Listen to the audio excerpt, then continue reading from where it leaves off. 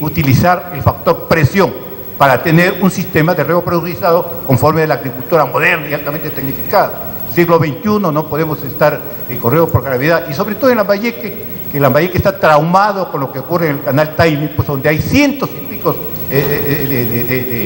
de bombas y rompen todos los planes de cultivo y riego. En consecuencia, esto significa un riesgo. ¿En qué se trabaja aquí? Se trabaja, esto es un proyecto integral en la cual se tienen dos responsabilidades. La primera, la del trasvase, la del túnel y la presa. El Estado, según la ministra de Economía, aquí tengo su informe, esto es un compromiso de casi 512 millones de dólares, que el Estado lo ha garantizado, pay or pay, o lo toma o lo paga.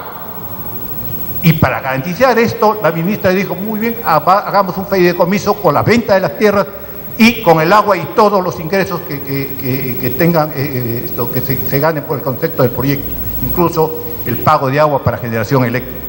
Muy bien, en esa condición, el gobierno regional aceptó ese fideicomiso. En consecuencia, lo otro es el compromiso actual. El compromiso actual es el siguiente: son 120, es un compromiso prácticamente de 528 millones de dólares en el horizonte de los 25 años que está pidiendo la iniciativa privada. Y evidentemente, como lo han dicho los de la iniciativa privada, el proyecto es autosostenible, pero lo que dice la ministra aquí dice, señor, y como bien dice el ingeniero Marzano, un contrato de concesión no es más que un convenio entre dos partes, y partimos con unas variables: vender tierra a tal precio, cobrar el metro cúbico a tal precio, etcétera, etcétera. Si esto falla, se produce lo que se llama el desequilibrio económico-financiero del proyecto. En el primer caso, en el primer contrato de concesión, las garantías están dadas por el gobierno, así que si así no pasa el agua, así no se venda, el gobierno las va a pagar, ya tiene el compromiso de pagar ahí 31 millones de dólares por año. En el segundo caso, si bien se pone el concepto de autosostenible, cuando solicita, aquí según la ministra dice que están solicitando una renegociación contractual que implica eso. Oiga, ¿qué pasa si a los 2 años, después de que la iniciativa privada quiere vender las tierras y no se paga ese precio? Donde entramos a renegociación, oiga, no se cumplió pues esta variable, entonces vamos a renegociar el contrato. Y la renegociación del contrato tiene dos fines, y aquí termino. Dos posibilidades: o se renuncia a la concesión, ¿no? O tal vez no se sabe qué cosa se pedirá para que ese contrato vuelva a recurrir a su equilibrio económico. Y no es como se dice hoy, lo que no se va a pedir en la renegociación es el incremento del valor de la tarifa, etcétera. Eso está bien, pero el contrato, conforme lo dijo el ingeniero Marzano, es un contrato de dos partes, y cuando ese equilibrio económico financiero falla, el otro tiene que responder. Esos son los comentarios que finalmente yo quería dar en relación a dos conceptos: las diferencias entre las dos tecnologías, tubería y gravedad, y el concepto de concesión. Sí, ha quedado claro, ingeniero, ha quedado claro. Pasamos, porque hay algunas preguntas del auditorio. Pasamos, ¿quiere dar una respuesta? A ver.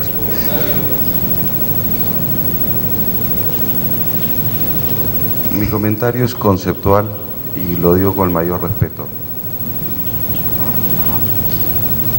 Las reuniones con Olmef y las materias de preocupación de la ministra las hemos tratado ayer en el ministerio. No sabía que usted era representante del Ministerio de Economía y Finanzas. Ahí dice que usted es representante de Nippon Koei. Yo creo que por un tema de respeto a la investidura de la ministra y al trabajo que están haciendo los ministros sumamente técnicos con la participación del premier lambayecano, esos temas se están tratando MEF con el proponente. Solo un tema de respeto, porque acá hay unos números, hay unos temas que no es en todo caso todo lo que la ministra ha expresado ayer, lo que se expresaba, pero no podía dejar de decirlo, pues hemos sido invitados a un foro donde cada uno representa a quien representa, y nos han invitado a un foro informativo, y por eso estamos acá. La propuesta de Nippon Koei la estoy conociendo ahora, me sorprende. Yo no conozco la oferta de ustedes, me sorprende el dominio que tiene usted hasta de un contrato que en teoría está siendo aún negociado y que no era no era de Nippon Koei, pero bueno, eso era solo un comentario porque yo creo que hay que respetar el trabajo que el doctor Alba está haciendo, el trabajo que el ingeniero Reyero Ochoa está haciendo, de invitar un panel informativo, y ese es el propósito. Gracias. Bueno, mire, vamos a dar la oportunidad, antes de pasar a las preguntas que me han hecho llegar a la mesa, si alguno de los panelistas quisiera hacer algún aporte, algún comentario, aparte de los que ya han hablado, ¿no? Si no hubiera ninguno de ustedes, vamos a pasar a transmitir las inquietudes desde la audiencia, que creo que son importantes. Aquí hay un comentario de César Chuyes Gutiérrez de Electronorte, y menciona cuál es la demanda eléctrica para irrigar las 38.000 hectáreas, tanto por presión como por gravedad. Si lo pudiera contestar, por favor.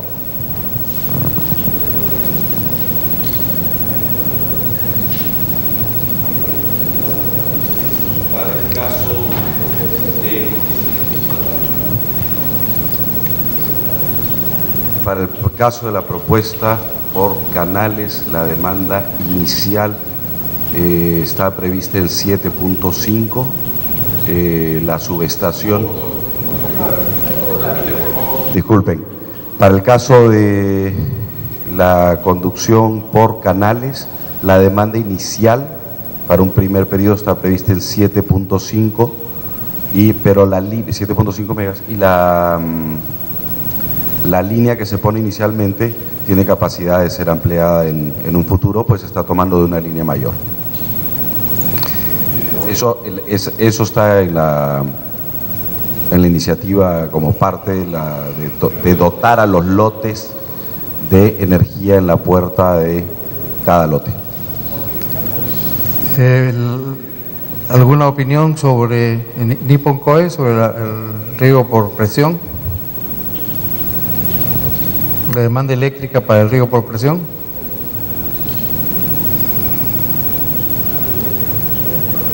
Adelante.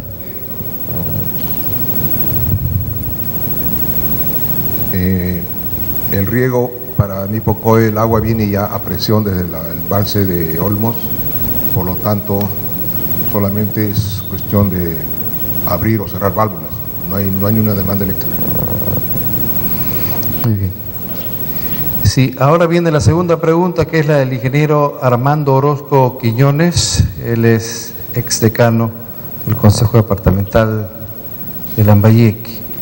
¿Cómo está previsto, dice la pregunta, el desarrollo de la exploración energética en ausencia del reservorio de Olmos? Está relacionada a la anterior. Y hay una segunda pregunta que dice: ¿no debemos considerar como un sobrecosto o un costo diferente el no aprovechamiento de la diferencia de niveles que propone Nippon Koei? ¿Cuánto costaría esta presurización hecha por otros métodos?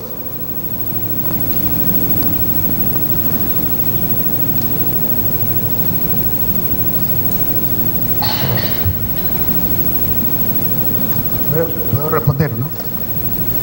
Está preguntando a Nippon sobre energía, ¿no?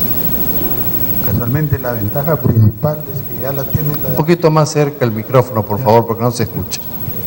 O cambien de micrófono, por favor. Sí. Digamos, la ventaja de la tubería es la presión, que ni siquiera se ha considerado no se ha evaluado cuánto es. Si no, es un ahorro bien grande. La presión mínima que tiene a la entrada del lote más alto es 35 metros de columna de agua. Y la parte más baja llega hasta 40, 45, que es más que suficiente para cualquier riego. Si quiere por goteo, por aspersión, el que quiere. Gracias. Una pregunta del arquitecto Eber García, del Colegio de Arquitectos. Perdón, ¿otra intervención? Sí, adelante, ingeniero Vasconcelos. No, una pequeña intervención. Digamos, el costo de presurizar el sistema de riego, porque en ambos son riegos por goteo, ¿no? O sea, en ambos es riego tecnificado. La diferencia es la iniciativa privada, la iniciativa privada realiza o propone realizar esa presurización mediante un sistema de bombeo.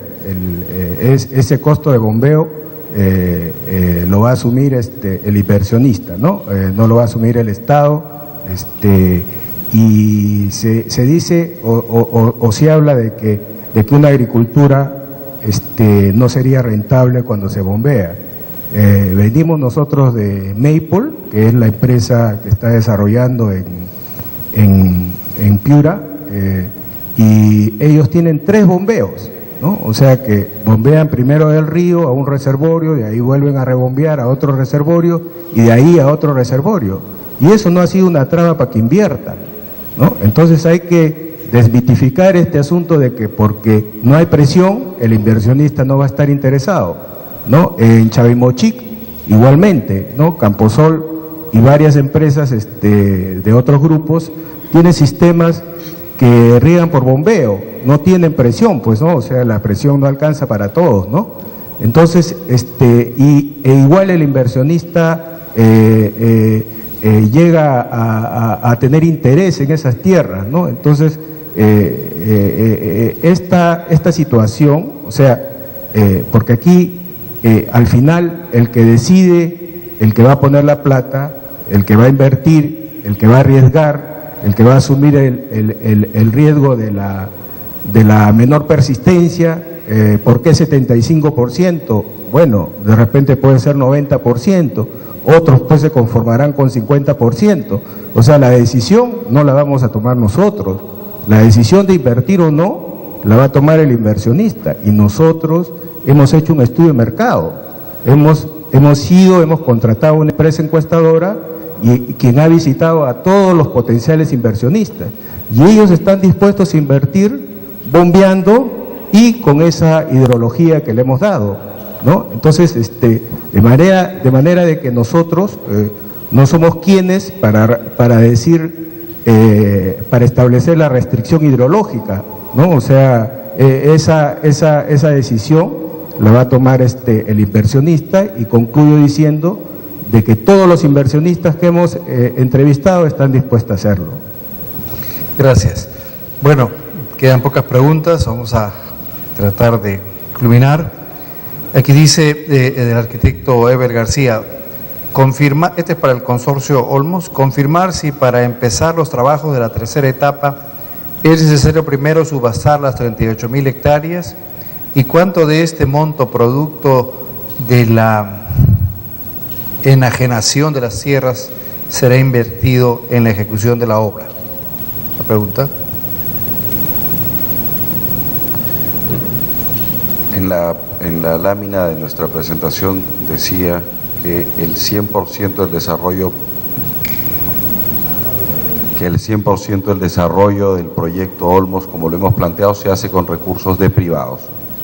En la subasta se obtiene 50 y tantos por ciento, casi el 60% de todos los recursos que se necesitan para hacer la obra, y se invierten en la obra.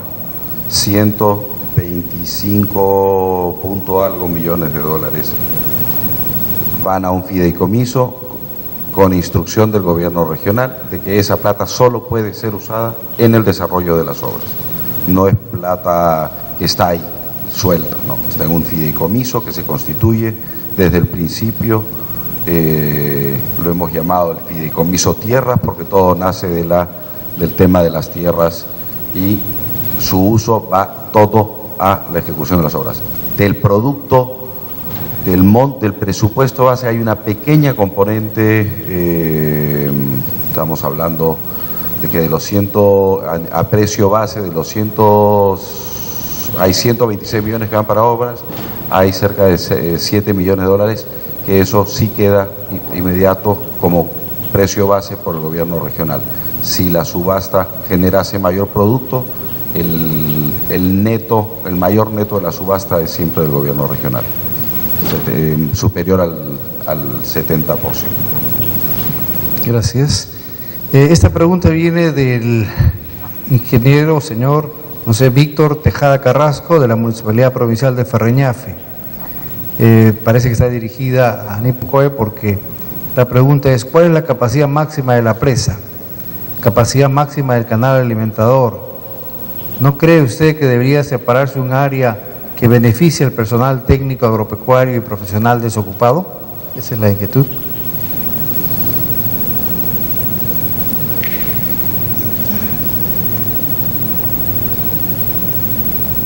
Respecto a Niponcoy en ese tema y en el estudio, nosotros determinamos que será con el dueño del proyecto, que es el gobierno regional, quien finalmente establezca la modalidad de adjudicación. Si serán pues parcelas de 200 hectáreas, 500, 1000, o no habrá límite para la venta de estas tierras. Pero de todas maneras determinamos que debe solucionarse el problema de los pequeños campesinos o los campesinos sin tierras, pero no conservando una unidad de explotación económica, es decir, le podemos dar en una forma asociativa 500 hectáreas a un grupo de campesinos, 50, 100, para que ellos sean socios y se le busca un gestor o un financiador que le permita operar, pero dentro de las características técnicas, por ejemplo, de riego y de calidad de cultivos y calidades culturales del cultivo, conservando toda la tecnología del ámbito del proyecto. Muy bien, gracias. Aquí hay dos preguntas que la voy a resumir en una, del doctor ingeniero Luis Reyes Carrasco, ex decano de la Facultad de Ingeniería Civil de la Universidad Nacional de Ingeniería. Y dice de esta manera: parece ser que la mayor área para cultivos propuesta por Odebrecht tendría como objetivo hacerse de mayor área a pesar de no existir la disponibilidad del agua necesaria, según Niponcoy. Tener en cuenta que la presencia del agua pagada por el Estado peruano revaloriza las tierras actuales. Aclarar. Y la otra que dice, parece ser que descartan, según la exposición de Odebrecht, parece ser que descartan el hidráulico de Tabaconas. Por otro lado, el reservorio de Olmos se elimina. ¿Cómo queda la generación hidroeléctrica? Pregunta para el consorcio.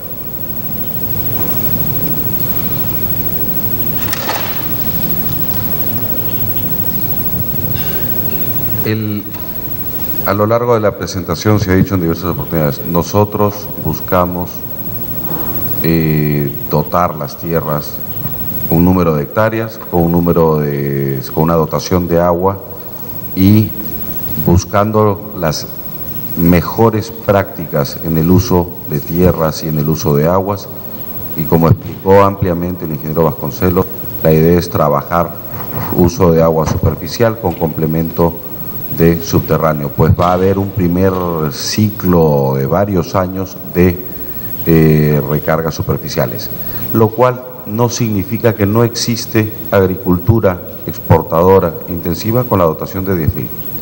Hay algunas distorsiones que se generan en el tiempo porque todavía usamos ratios que involucran promedios nacionales entre agricultura intensiva moderna, agricultura intensiva un poco no tan moderna, y algunos ratios que están todavía con el riego por gravedad, que para nada es lo que promueve la iniciativa privada.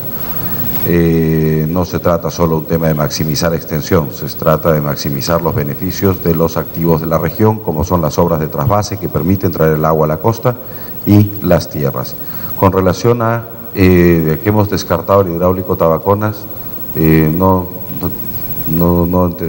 es un tema que nosotros lo hayamos descartado. Eso, y por lo que he entendido de la presentación de Niponcoy, hace parte de los estudios que ellos están haciendo, que abarca la amplitud y la integralidad del proyecto, que eso vendría a ser la segunda fase de la primera etapa. Con relación a la generación hidroeléctrica, le daría la voz al gobierno regional.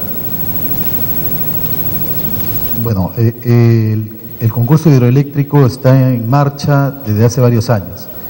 El primer problema que tuvimos nosotros para lanzar el concurso fue una discusión con Proinversión, en la cual Proinversión solicitaba que ese concurso sea retrasado y después hablaba sobre el tema del embalse Olmos, que eso debería ser parte de la componente de irrigación, y fue una discusión larga que llevó tiempo.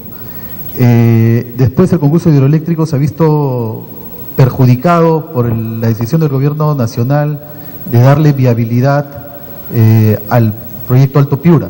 Eso generó ciertas interrogantes en los postores calificados en cuanto a la disponibilidad del agua, en cuánta agua se podía contar para la generación hidroeléctrica. Eso ha sido superado en gran parte por el trabajo hecho conjuntamente con el ANA, Gobierno Regional de Lambayeque, ANA y Gobierno Regional de Piura, en la cual se ha visto complementado con estudios de consultores particulares contratados por el Gobierno Regional. Ese concurso ha sido relanzado, se ha presentado toda la información del tema hídrico a los postores. Estamos esperando la posibilidad de que se presenten postores dentro del concurso, pero eso depende de una decisión de los privados, si les atrae o no les atrae la generación hidroeléctrica en esta, tal como lo plantea el proyecto Olmos. No olvidemos que la inversión en generación hidroeléctrica la realizan los privados, el Estado no está interesado, ya nos lo han dicho personalmente Electroperú, el ministro de Energía y Minas y reiteradamente cuando hemos tocado sus puertas. Entonces, estamos a la espera de la respuesta del sector privado. Tenemos una caída, tenemos un agua. Eso es lo que ofrecemos y los estudios que tenemos del proyecto Olmos. Más, estamos visitando constantemente a los postores calificados y no calificados y contamos con una asesoría permanente. Estamos esperando. Ahora, hay dos temas, hoy un tema sobre el tema de la cláusula de renegociación que quedó corto y 2 minutos nada más. La cláusula de renegociación ciertamente ha sido observada por el Ministerio de Economía y Finanzas. Lamentablemente la observación la han hecho, y con el perdón del señor Nakazaki, economistas. No lo han hecho abogados. Nosotros le hemos levantado las observaciones satisfactoriamente, creo, al MEF, y si existe alguna duda, le hemos pedido al MEF que nos plantee una redacción que le satisfaga. No existe ninguna oposición o un encaprichamiento en que se exista la cláusula de renegociación. Legalmente, así no exista la cláusula de renegociación, la ley establece que los concesionarios tienen un plazo para establecer una renegociación cuando se deba a ciertos motivos, y es el tema de los acreedores permitidos. Entonces, si la subasta generar algún tipo de problemática en cuanto sea exitosa, no olvidemos que los usuarios son considerados acreedores, porque ellos están pagando un adelanto de su tarifa de agua y por lo tanto es una creencia de la concesión. Por lo tanto, podrían plantear el concesionario una cláusula de renegociación. Los peligros que ve el MEF es básicamente que se solicite un cofinanciamiento. Y como le digo, lo han hecho economistas, no abogados. Y si usted busca la ley, ingeniero Arellano, va a darse cuenta que eso está prohibido por ley. El que firme una cláusula, una adenda al contrato de concesión, en base a esa cláusula de renegociación, que cambie una concesión autosostenible a una cofinanciada, y usted siempre lo repetía en el Consejo Directivo, ¿no? El funcionario público puede hacer lo que la ley permite, no lo que la ley no permite expresamente, entonces iría preso. Y yo me acuerdo mucho cuando usted era miembro del Consejo Directivo esa frase, que la he aprendido de usted. Y entonces, esos miedos, esos fantasmas, hay que alejarlos. Cuando he hablado con abogados del Ministerio de Economía y Finanzas y han revisado la cláusula de renegociación, nos han dicho que está satisfactoria para su opinión. Hay que ver que se junten los abogados y los economistas. Y si es necesario hacerle alguna modificación a esa cláusula, en buena hora. Tal vez se nos ha pasado, no somos perfectos. Ahora, el tema de la persistencia y la tubería y canales es una opción que tomó la CEPRI. La CEPRI, en el tema de la persistencia, vio los estudios de mercado de la proponente y le satisfacieron.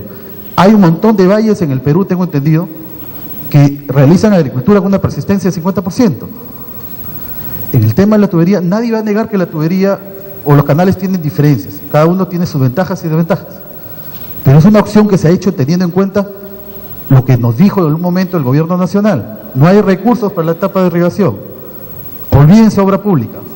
Olvídense de cofinanciamiento.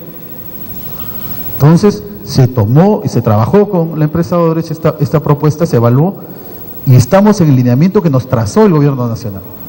Ahora, el gobierno nacional dice, en base a lo que ha leído, porque no olvidemos que el MEF forma parte del comité que estaba haciendo el seguimiento a los estudios de Nippon Koei.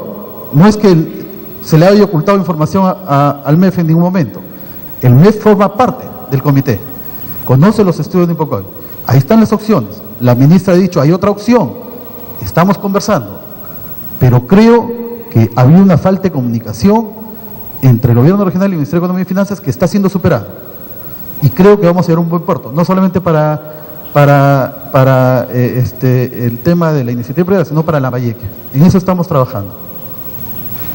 Muchas gracias, señor decano.